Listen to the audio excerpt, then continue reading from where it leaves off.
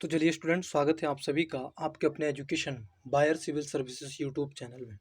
मैं मिस्टर कुमार परिचर्चा कर रहे हैं जो मॉडर्न हिस्ट्री की टॉपिक वाइज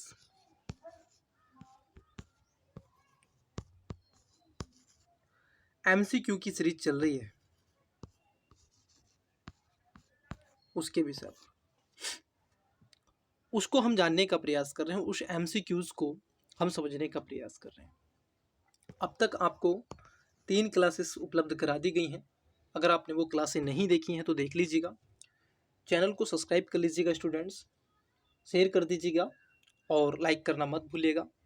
इसमें मैं आपको होमवर्क भी देता हूँ, उसको भी करते रहिएगा और कमेंट्स बॉक्स में वीडियो को पॉज करके पहले मुझसे बताने से पहले आंसर आप आवश्यक रूप से अपने आप तैयारी को देखिएगा कि आप सही हैं या फिर गलत हैं। ठीक है, आपको पता चलेगा, क्वेश्चन से पता चलता है कि हमने कितनी तैयारी हुई है और कैसी तैयारी हुई है। और यदि आप कहीं वीक पॉइंट है तो चीज़ों को नोट डाउन भी करिएगा जो आपको मेरे द्वारा उपलब्ध कराई जाती है। ठीक है, इसलिए 4A साइज का आपको क्या करना है, एक 4A साइज का एक पेज और एक पेन लेकर के बैठना है। ठीक है, और क्लास को सुनना है, एमसीक्यू लगाने हैं मेरे साथ में। ठीक है, चलिए पहला क्वेश्चन लेते हैं। क्वेश्चन नंबर क्या है देखिएगा सर। पहला क्वेश्चन है, डलहौजी ने अवध का विलय कुशासन के आधार पर किया, इसके लिए कौन सा ऐसे कारण वास्तविक है या है? मतलब क्यों, क्या वास्तविक कारण है कि कुशासन के आधार पर किया गया? 3 स्टेटमेंट है और सही आपसे पूछा है। ठीक है, आइए। पहला स्टेटमेंट है, अवध क्षेत्र का व्यापक आर्थिक एवं सामरिक महत्व था।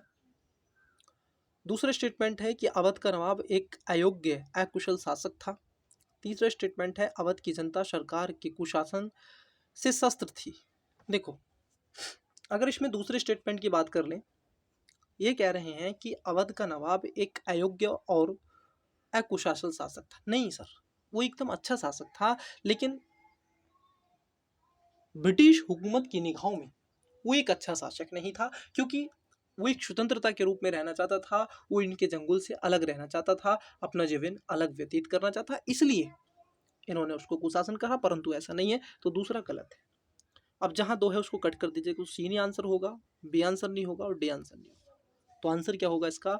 एक इसका करेक्ट आंसर होगा, क्योंकि अवध क्षेत्र का व्यापक आर्थिक एवं सामरिक महत्व था, इसीलिए आप देखोगे इन्होंने उसको कुशासन के आधार पर, ठीक है, डलहौजी ने कुशासन के आधार पर इसका विलय कर लिया था।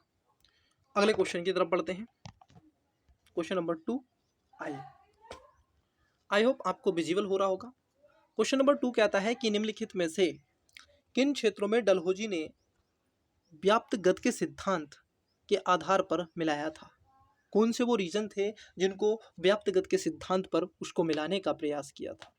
ऑप्शन नंबर ए संभल, दूसरे में सिक्किम है, तीसरे में नागपुर है, चौथे में सतारा है। ए कहता है केवल 1, 2 और 4, बी कहता है 2, 3 और 4, सी कहता है 1, 3 और 4 और डी कहता है उपयुक्त सभी। अगर हम देखें इसमें जो सिक्किम है सर, ये नहीं था सर, और जहां आपका 2 है वो कट हो जाएगा, तो आप देखोगे इसमें 1 नहीं होगा, बी नहीं होगा और डी नहीं होगा, तो राइट आंसर क्या होगा? सी होगा। सतारा था, नागपुर था, शबलपुर था, झांसी था। ठीक है, ये कई ऐसे रीजन थे जो इनको मिलाया था, परंतु सिक्किम इसमें शामिल नहीं था। तो इसका करेक्ट आंसर हो जाएगा option number c, correct answer हो जाएगा। अगले क्वेश्चन की तरफ बढ़ते हैं। क्वेश्चन नंबर 3, क्वेश्चन नंबर 3 कहता है, निम्नलिखित घटनाक्रमों को बढ़ते हुए क्रम में सजाइए। बढ़ते हुए क्रम में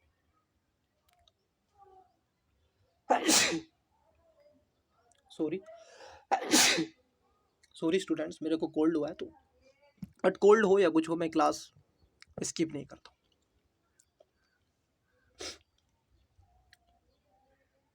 आपको काल क्रम में, बढ़ते हुए क्रम में बताना है। तो सबसे पहले अवध का जो विलय था ये 1856 में हुआ था। ठीक है, मुंबई प्रेसिडेंसी का जो गठन किया गया था ये 1818 में किया गया था। और जो यार्डूप की संधि थी ये आप देखोगे 1945 के आसपास की गई थी। ये जो म्यांमार का रीजन है उस वाले क्षेत्र में थी, ठीक है।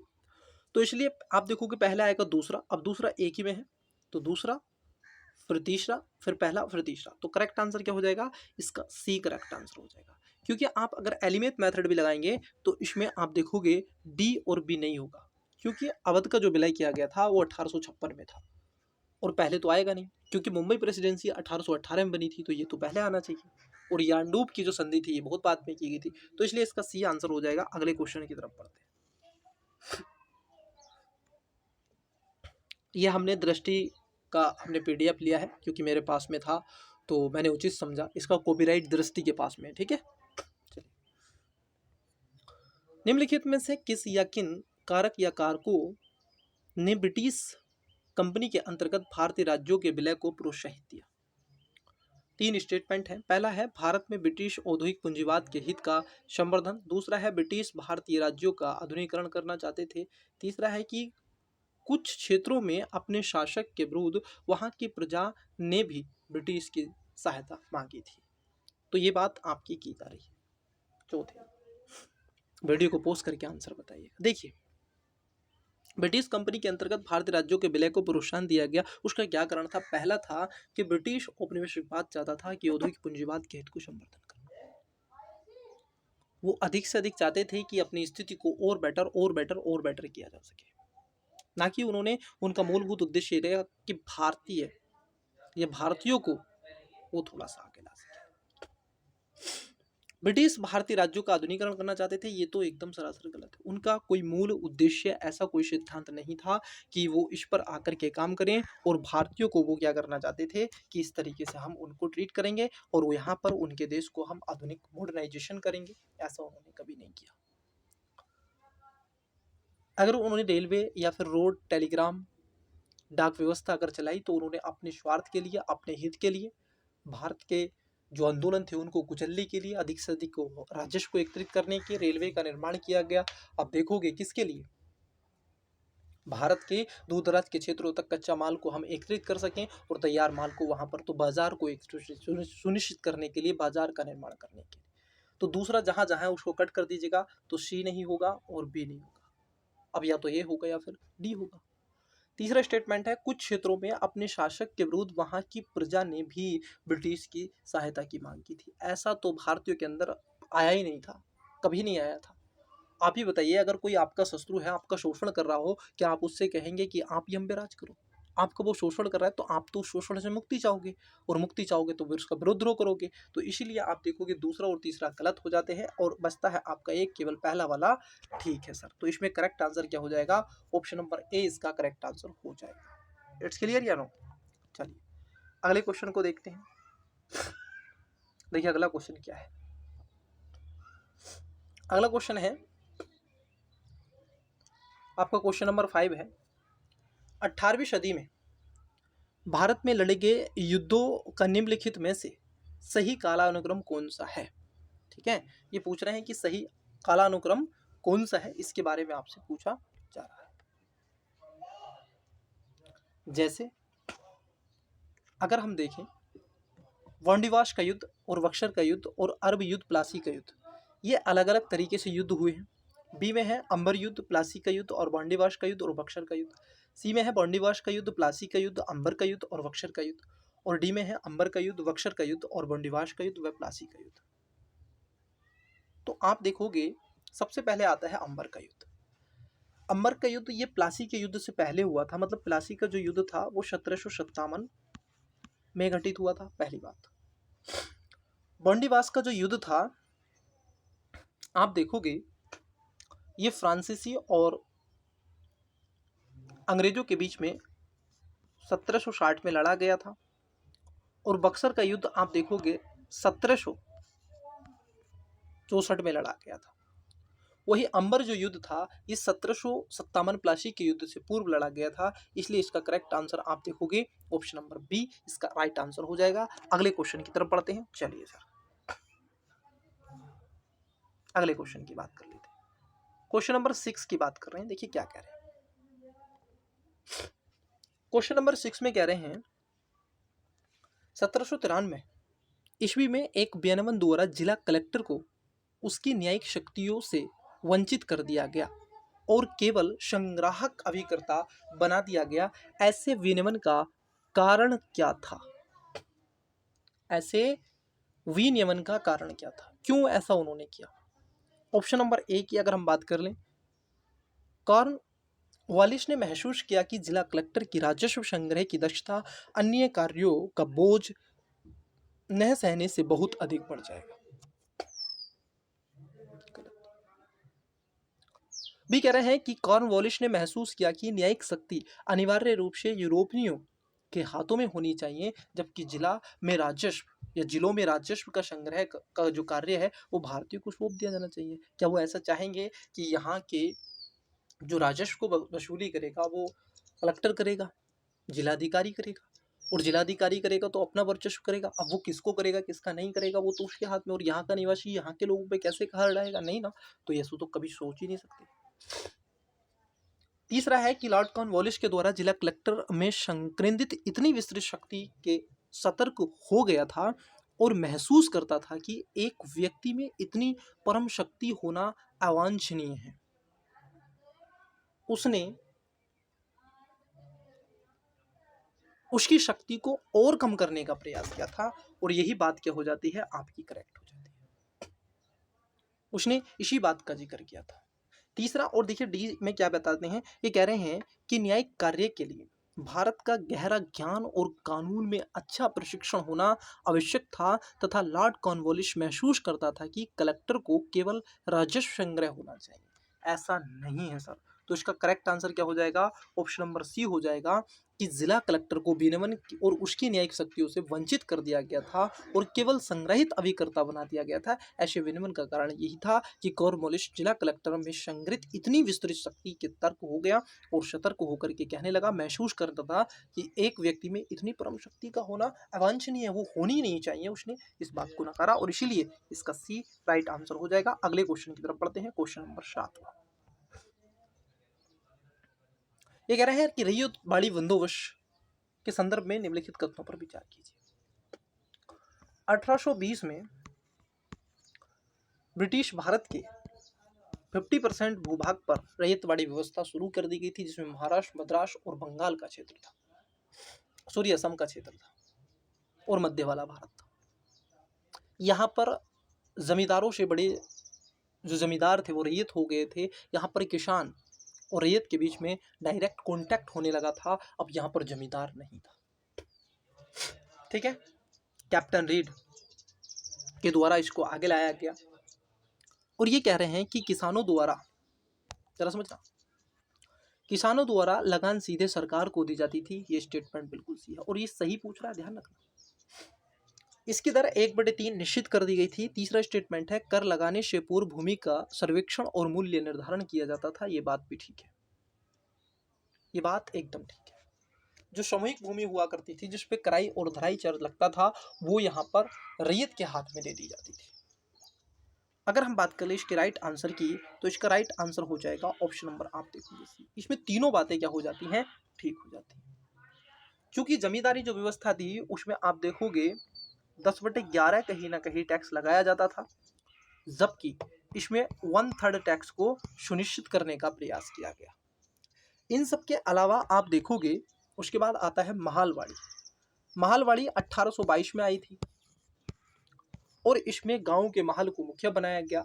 ये उत्तर पश्चिम भारत में थी, दिल्ली और पश्चिमी उत्तर प्रदेश, हरियाणा, पंजाब के रीजन में इसको लागू किया गया था, और लगभग 30% भूभाग पर ब्रिटिश उपनिवेशिक शासन काल के थी, ठीक है। और जमींदारी व्यवस्था जो थी वो खास तौर पर आप देखोगे 19% भूभाग पर थी। ये भी आपको ध्यान में रखना चाहिए, ठीक है। तो चलिए, तो इसका राइट आंसर क्या हो जाएगा, सी हो जाएगा। अगले क्वेश्चन की तरफ बढ़ते हैं, क्वेश्चन नंबर 8। ये कह रहे हैं मद्रास रैयतवाड़ी बंदोबस्त में कौन संबंधित था। जो मद्रास में आप देखोगे रैयतवाड़ी बंदोबस्त था, उससे कौन रिलेटेड था। ऑप्शन नंबर ए है, आप देखोगे मैलकॉम, बी है मैटकॉप, सी है मुनरो, और डी है एल्फिस्टन। एल्फिस्टन तो इसमें था ही नहीं, मैटकॉप भी नहीं था, मैलकॉम भी नहीं था, तो मुनरो इसका करेक्ट आंसर हो जाएगा। ऑप्शन नंबर सी इसका राइट आंसर हो जाएगा, ठीक है। चलिए अगले क्वेश्चन की बात करते हैं। अगला क्वेश्चन है आपका, निम्नलिखित घटनाओं को बढ़ते हुए कालक्रम में सजाइए और आपको बताना है सर। ये घटनाएं हैं और इन घटनाओं के बढ़ते हुए क्रम को आपको सुनिश्चित करना है। ठीक है, पहला है सिंध की विजय, दूसरा है अफगान अभियान, तीसरा है तृतीय अलंग मराठा युद्ध और चौथा है प्रथम अलंग मराठा। आप इसको कमेंट्स बॉक्स में बताएंगे विद नंबर के साथ में, ये आपको कमेंट्स बॉक्स में बताना है। ठीक है, ये आपका होमवर्क मानिए या फिर उसको अभी मानिए, आपको ये बताना है। ठीक है, आप इसकी डेट बताओगे, मैं इसका आंसर बताऊंगा। ठीक है, चलिए, तो इसका राइट आंसर क्या हो जाएगा, सी हो जाएगा। तीसरा, दूसरा और पहला, चौथा इसमें राइट आंसर आ जाएगा, क्योंकि जो प्रथम अलंग जो सिख युग था ये 1845 के आसपास में हुआ था, इतना आपको पता होना चाहिए। और ये सब सिंध की विजय, अफगान, ये सारी चीजें पहले हो चुकी थी। आइए अगले क्वेश्चन की तरफ बढ़ते हैं। क्वेश्चन नंबर है आपका 10वां, इसको मोस्ट कर लीजिएगा सर, इसको क्या कर लीजिएगा, इसको मोस्ट कर लीजिएगा, क्योंकि ये क्वेश्चन दोनों एग्जाम में पूछे जा रहे हैं, चाहे वो यूपीएससी हो, स्टेट पीसीएस और अदर कॉम्पिटिटिव एग्जाम आरओ। ठीक है, चलिए, देखिए ये कह रहे हैं, कथन कह रहा है, मैंने इसको कई बार आपको बता दिया है कथन कारण के क्वेश्चन कैसे अटेम्प्ट कर रहे हैं, पिछली वीडियो में मैंने आपको बताया था, जो पिछली क्लास थी। खैर, इसको थोड़ा सा जान लीजिए। देखिए सर है क्या विषय, ये है, ये कथन कारण की बात कर रहे हैं और कह रहे हैं कि डलहौजी ने रेलवे, टेलीग्राफ, डाक व्यवस्था एवं मार्ग निर्माण के लिए ठोस कदम उठाए थे। क्यों उठाए थे, क्योंकि लॉर्ड डलहौजी भारत को एक आधुनिक देश के रूप में संगठित करना चाहता था। नहीं सर, वो कभी भारत को, इनका ये उद्देश्य नहीं रहा कि वो भारत को आधुनिक भारत बनाए। उनका उद्देश्य यही था, अधिक से अधिक पूंजी को एकत्रित करना, उनका उद्देश्य यही था। उनको बस मनी दिख रही थी, भारत में जो पैसा था वो दिख रहा था, और इसी पैसे का उन्होंने उपभोग किया और इसी का सदुपयोग किया। तो कारण इसमें गलत है, पहला वाला ठीक है। हाँ, इसने आप देखोगे रेलवे, टेलीग्राफ, डाक व्यवस्था, मार्ग का निर्माण करवाया था और ठोस कदम उठाए थे, तो आर इसमें गलत है। जहां पर आप देखोगे आर गलत है वही इसका सही हो जाएगा, और आर गलत है आपका सी में। ठीक है, तो करेक्ट आंसर सी हो जाएगा। इस क्लास का आप देखोगे, अगला क्वेश्चन की बात कर रहे हैं। अगला क्वेश्चन है आपका 11वां क्वेश्चन। ये कह रहे हैं, भारत में ब्रिटिश कंपनी के अंतर्गत किए जाने वाले भू राजस्व के निर्धारण में किस कारक या किन कारकों ने भूमिका निभाई है। अब देखो किन कारकों ने भूमिका निभाई है, उसको आपको जान लेना है। अब देखिए, एक कहता है राजस्व आय में वृद्धि करना, दूसरे में कहा गया है क्षेत्रीय परिस्थितियों के साथ समझौता करना, तीसरा है भारत में पूंजीवादी खेती को प्रोत्साहन देना। पूछ रहा है केवल एक ठीक है, बी 1 और 3 ठीक है, सी 1 और 2 ठीक है, डी उपयुक्त सभी ठीक है। तो इसका जो करेक्ट आंसर हो जाएगा, वो सारी बातें इसमें क्या हो जाती हैं, सही नहीं होती हैं, बल्कि 1 और 2 इसके अंतर्गत ठीक है, क्योंकि इनका उद्देश्य भू राजस्व में वृद्धि करना था, उसके साथ साथ क्षेत्रीय परिस्थितियों के साथ समझौता करना था, लेकिन भारत में पूंजीवादी खेती को प्रोत्साहन देना ब्रिटिश शासन के राजस्व के निर्धारण में ये नहीं था। ठीक है, तो 11वें का आंसर आप देखोगे सी हो जाएगा, 1 और 2 इसके अंतर्गत रखा जाएगा। आइए अगले क्वेश्चन की तरफ बढ़ते हैं। अगला क्वेश्चन क्या है, आइए देखिए, अगले क्वेश्चन को आइए जान लेते हैं, जो आपकी स्क्रीन पर आई होप आपको विजिबल हो रहा होगा। ठीक है, चलिए, मेरा उद्देश्य है कि 10 से 20 क्वेश्चन आपसे डिस्कस कर लिए जाए। देखिए सर, क्लास नंबर 9 का ये क्वेश्चन है। क्वेश्चन आइए देख लेते हैं, आपको आई होप विजिबल हो रहा है। ठीक है, आधुनिक भारत का इतिहास है। चलिए देखिए सर, अगला क्वेश्चन है, निम्नलिखित में से किस कारक या किन कारकों ने 19वीं सदी में भारत में ग्रामीण ऋणग्रस्तता को प्रोत्साहन दिया। ऐसे कौन से कारक थे जिन्होंने भारत में ग्रामीण ऋणग्रस्तता को और ज़्यादा आगे बढ़ाने का, और ज़्यादा पुश करने का प्रयास किया। आइए देख लेते हैं। पहला स्टेटमेंट है, ब्रिटिश के द्वारा भू राजस्व की अधिकतम दर, इससे भी हुआ था। ग्रामीण उद्योगों का पतन, ये भी था। और व्यवसायिक खेती। तो इसमें आप देखोगे तीनों बातें ठीक है, तो करेक्ट आंसर इसका डी हो जाएगा सर। तीनों 1, 2 और 3 इसमें करेक्ट आंसर आ जाएगा। नेक्स्ट क्वेश्चन है आपका, आप देखोगे ये है क्वेश्चन है 1793 में लॉर्ड कॉर्नवालिस की भू राजस्व व्यवस्था, ये जमींदारी व्यवस्था आगे कहलाएगी, और ये 1793 में थी। इसको स्थायी बंदोबस्त के नाम से भी जाना जाता है। ठीक है, चलिए, तो ये पूछ रहे हैं, भू राजस्व व्यवस्था प्रणाली के होने के बावजूद भी कानूनी विवादों की प्रवृत्ति में बढ़ोतरी देखी गई थी। निम्नलिखित प्रावधानों में से किस एक में सामान्यतः इसके कारक के रूप में जोड़कर देखा जाता है। ऑप्शन नंबर ए है रैयत की तुलना में जमींदार की स्थिति को अधिक सशक्त बनाना था। बी ईस्ट इंडिया कंपनी को जमींदारों का अधिपत्य बनाना था। सी न्यायिक पद्धति को अधिक कार्यकुशल बनाना था। डी ए बी सी में से कोई भी सही नहीं है। आप जरा एक बात सोचिएगा, क्या ये वाली जो व्यवस्था है ये जमींदार को अधिक सशक्त बनाएगी रैयत से? तो पहला तो गलत है। क्या ईस्ट इंडिया कंपनी को जमींदारों को अधिपति बनाना था? क्या वो ऐसा चाहेंगे कि जमींदार जो भारत के हैं उनको बनाए? नहीं। क्या वो न्यायिक पद्धति को अधिक कार्यकुशल बनाना था? अरे इसका उद्देश्य तो सर भू राजस्व था ना। इसका उद्देश्य आप देखोगे भू राजस्व था, और भू राजस्व से आप कैसे इस चीज को बात कर सकते हैं इससे न्याय से? तो इसमें कोई भी ठीक नहीं है, मतलब इसका करेक्ट आंसर डी हो जाएगा। अगले क्वेश्चन की तरफ बढ़ते हैं। क्वेश्चन नंबर 3 क्या कहता है, आइए। क्वेश्चन नंबर 3 कहता है कि निम्नलिखित में से कौन से कार्य आप देखोगे डलहौजी के काल से जुड़े हुए हैं? ठीक है, कौन कौन से ऐसे कार्य हैं जो डलहौजी ने किए थे? रेलवे निर्माण को आरंभ करना। देखो यहां पर जरा समझना, ये कह रहे हैं रेलवे निर्माण को आरंभ करना, बिल्कुल सही बात है। आप देखोगे ब्लैक ब्यूटी ट्रेन थी 1700 ये 34 किलोमीटर मुंबई से थाने के बीच में चलाई गई थी, ठीक है, और ये 1856 में। इसको ध्यान में रखना पहला, ठीक है। डाक और टेलीग्राफ ये भी इसी ने किया था। सार्वजनिक निर्माण जो विभाग था ये भी था, और व्यापक गति का जो सिद्धांत था ये भी इसका कुशासन के आधार पर अवध को। तो आप देखोगे चारों बातें इसमें ठीक है, और चारों है ऑप्शन नंबर सी, मतलब इसका करेक्ट आंसर जो हो जाएगा वो सी हो जाएगा। चलिए अगले क्वेश्चन की बात कर लेते हैं। अगला क्वेश्चन क्या कहता है सर? अगला क्वेश्चन है आपका, ये कह रहे हैं अगले क्वेश्चन में कि निम्नलिखित में से कौन से कारक ग्रामीण उद्योगों के पतन के सीधे परिणाम थे? मतलब क्यों जो एमएसएमई सेक्टर था, ग्रामीण उद्योग थे, वो क्यों पतन की ओर चलते चले गए? ऐसा क्या कारण था? अब इसमें 4 स्टेटमेंट है, आइए एक एक करते। ग्रामीण गरीबी, दूसरे में है ग्रामीण ऋणग्रस्त था, तीसरे में है कृषि का व्यवसायीकरण, और चौथा है अकाल। इसमें सभी बातें ठीक है, और इसी के चलते आप देखोगे जो ग्रामीण उद्योग थे वो पतन की ओर बढ़ते चले गए। इसका राइट आंसर जो हो जाएगा, करेक्ट आंसर डी इसका करेक्ट आंसर हो जाएगा। आप देखोगे 1 2 3 4 इसका राइट आंसर हो जाएगा। आइए अगले क्वेश्चन की तरफ बढ़ते हैं। क्वेश्चन नंबर 5 आपकी स्क्रीन पर, आई होप आपको विजुअल हो रहा होगा, ठीक है, देखिएगा सर। ये कह रहे हैं 19वीं शताब्दी में जनसंख्या में बढ़ोतरी के परिणाम स्वरूप भूमि पर अत्यधिक जनसंख्या दबाव पड़ने लगा था। क्योंकि अब क्यों पड़ने लगा था जनसंख्या दबाव? क्योंकि एमएसएमई सेक्टर आपका ध्वस्त हो चुका था और कृषि का व्यवसायीकरण हो गया था। जो लोग अन्य कुटीर उद्योगों में लगे हुए थे, अब उनके पास में कोई चारा नहीं बचा था, तो इसलिए ये इसका पड़ेगा ही प्रभाव। देखिए क्या है, ऑप्शन नंबर ए है वाणिज्यिक फसलों के आगमन के कारण आर्थिक रूप से किसान कृषि की ओर आकर्षित होने लगे थे। बी है हस्तशिल्प, ग्रामीण उद्योगों के विनाश के कारण जनता कृषि की ओर उन्मुख होने लगी थी। सी है देशी सरकारों के पतन के परिणाम स्वरूप रोजगार के अवसरों में कमी आ गई थी। डी है सुरक्षा कारणों से नगरों की आबादी का ग्रामीण क्षेत्रों की ओर प्रजनन आरंभ हो गया था। देखिए इसमें जो करेक्ट आंसर है, अगर हम राइट आंसर की बात कर लें तो इसका राइट आंसर है ऑप्शन नंबर, आप देखोगे बी।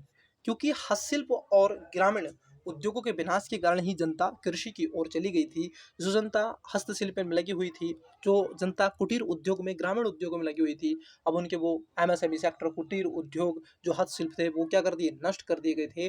और वह वो सीधे कहाँ चले गए रोजगार के लिए? एग्रीकल्चर सेक्टर की चलप के, और एग्रीकल्चर सेक्टर की उन्होंने रीढ़ तोड़ दी थी, क्योंकि जनसंख्या बहुत अधिक मात्रा में जनसंख्या आप देखोगे कृषि की तरफ चली गई थी। अगले क्वेश्चन की बात कर लेते हैं, आइए। ये कह रहे हैं निम्नलिखित कथनों पर विचार कीजिए। अब ये कह रहे हैं उपयुक्त कथनों में से कौन सा ऐसे कथन सही है या है? आइए देख लेते हैं।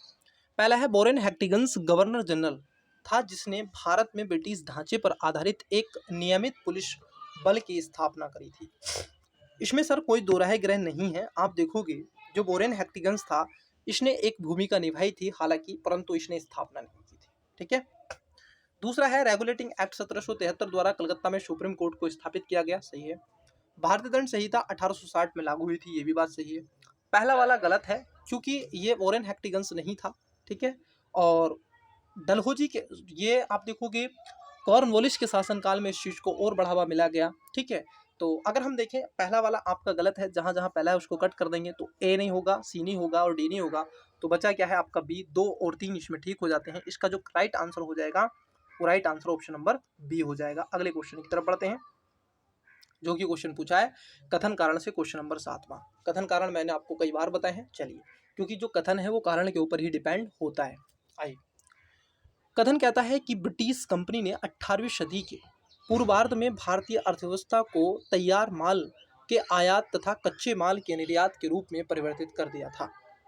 कारण है क्योंकि उपनिवेश की अर्थव्यवस्था मात्र देश के हित में काम कर रही थी और इसीलिए आप देखोगे इसने इतना काम किया था। क्या ये वाली बात ठीक है? नहीं सर, इसलिए नहीं किया था कि वो उपनिवेश की जो अर्थव्यवस्था मात्र देश के हित में काम कर रही थी, बल्कि वो तो भारत को आप देखोगे लूटना चाहते थे, अधिक से अधिक अपना धन संपत्ति एकत्रित करना चाहते थे। ठीक है भाई, 1700 आप देखोगे 1707 से, अगर हम 1707 से बात कर ले, 1773 से, सॉरी 1773 से हम 1813 तक बात कर ले, तो उस समय तक था उनका उद्देश्य अधिक से अधिक भू राजस्व एकत्रित करना और उसका बहुत बड़ा भूभाग अपने व्यापार में लगाना। 1813 से 1858 तक आप देखोगे औद्योगिकरण था, भारत में वो निवेश करना चाहते थे, सरचार्ज होम चार्ज लगाना चाहते थे, धन का बहिर्गमन हुआ, वहां पर ऋण ले रहे हैं, यहाँ से कर्जा पाट रहे हैं, तो फिर भी यहाँ से धन को निकालने का प्रयास किया गया। और 1858 के बाद में आता है वित्तीय, उन्होंने अपनी जरूरतों को पूरा करने के लिए वित्त को बढ़ावा दिया। तो दूसरा इसमें गलत है, मतलब कारण इसमें गलत है और कथन इसका ठीक है। और इसीलिए आप देखोगे, सॉरी, अगर आप देखोगे इसमें पहला वाला जो है, सॉरी, इसमें अगर पहला वाला जो है वो गलत है, क्योंकि ऐसा नहीं है, ये वाली गलत है कि जो पूर्व भारत में 1800 से भारतीय अर्थव्यवस्था को तैयार माल के आयात और कच्चे माल के निर्यात के रूप में परिवर्तित, ये कह रहे हैं 18वीं सदी से पूर्व भारत में। नहीं सर, ये 19वीं सदी से पूर्व भारत में था, 18वीं सदी से नहीं था। यहाँ से तो कच्चा माल ही लेके जाते थे, तैयार माल लाते ही नहीं थे। बाद में उन्होंने चीज़ों को, जब डलहौजी का शासनकाल आया, जब औद्योगिकरण लेकर के आए, तब उन्होंने किया 19वीं शताब्दी में। ठीक है, तो पहला वाला गलत है, दूसरा वाला इसमें ठीक है, और ये मात्र देश के हित में काम कर रहे थे। इसलिए आप देखोगे इसका जो करेक्ट आंसर हो जाएगा वो डी हो जाएगा। आर सही है, किंतु ए क्या हो जाता है, गलत हो जाता है। मैंने इसका ध्यान नहीं दिया था, पहले 18वीं सदी पूछा है। ठीक है, तो 18वीं सदी का है। ठीक है, इसको ध्यान में रखना है। आइए अगले क्वेश्चन की, तो छोटी छोटी चीजें हमें पता होनी चाहिए, यही से क्वेश्चन गलत भी हो जाते हैं और सही भी हो जाते हैं। आइए अगला क्वेश्चन, 19वीं शताब्दी में बंगाल में वस्त्र उद्योगों के अवसान का निम्नलिखित में से क्या कारण था? भाई, वस्त्र उद्योग का क्या अवसान था, ऐसे पूछ रहे हैं। आइए, ऑप्शन नंबर ए है, आप देखोगे उत्पाद की गुणवत्ता में ह्रास, बी कच्चे माल की अनुपलब्धता, सी ब्रिटेन को होने वाले निर्यात की प्रशुल्क दर का ऊंचा होना, और डी है आप देखोगे कारीगरों की अनुपलब्धता। बताइएगा आप, बंगाल में वस्त्र उद्योग के जो अवसान का क्या कारण था? क्योंकि एक बड़ा कारण ये देखने के लिए मिला कि ब्रिटिश के द्वारा होने वाला जो निर्यात प्रशुल्क था, उसकी दरें जो थी उन्होंने बहुत अधिक मात्रा में बढ़ा दी थी। यहाँ से अगर कोई माल जाता भी था, वस्त्र उद्योग अगर वो लेकर के जाते भी थे ब्रिटेन, तो उस पर इतना सारा चार्ज लगाया जाता था, कस्टम ड्यूटी, सेफ्टी ड्यूटी, ठीक है, एक्सपोर्ट इम्पोर्ट ड्यूटी, तो वो ड्यूटी भी रह जाता था। तो इसलिए उसने फिर उसको धक्का लगा और उसने व्यापार को करना ही बंद कर दिया था। चलिए अगले क्वेश्चन की बात कर लेते हैं।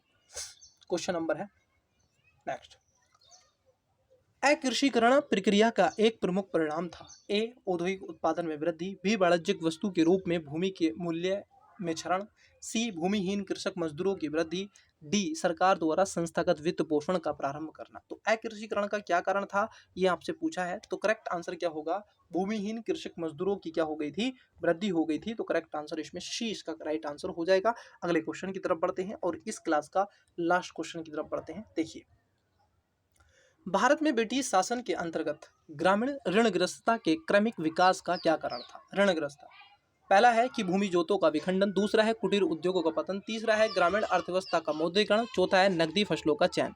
पूछ रहा है कौन सा सही है, क्या पूछे हैं आपसे, ये पूछे हैं कौन सा सही है। तो इसमें सारी बातें क्या हो जाती हैं, सही हो जाती हैं, क्योंकि भूमि जोतों का विखंडन हो गया था, कुटीर उद्योगों का पतन हो गया था, ग्रामीण अर्थव्यवस्था का मौद्रीकरण हो गया था और नकदी फसलों का चलन कर दिया गया था, थोप दी गई थी, आप देखोगे भारतीय कृषकों पर। ठीक है, तो इस बात को ध्यान में रखना है। सबसे पहले आपको ये सेशन अगर आपने लाइक नहीं किया है कर लीजिएगा, वीडियो को शेयर कर दीजिएगा और दोस्तों के साथ में, ठीक है, शेयर करिएगा और चैनल को सब्सक्राइब कर लीजिएगा। Students thank you. और एक और हाँ, जो मैं आपको कमेंट्स अवश्य रूप से बताइएगा कि आपको क्लास कैसी लगती है, ठीक है, क्योंकि मैं इंतज़ार करूँगा आपके कमेंट्स का। ठीक है, और उसके साथ साथ स्टूडेंट्स तब तक के लिए मन लगा के पढ़ते रहिएगा। मिलते हैं अगली किसी वीडियो में। तब तक के लिए धन्यवाद। Best of luck, bye.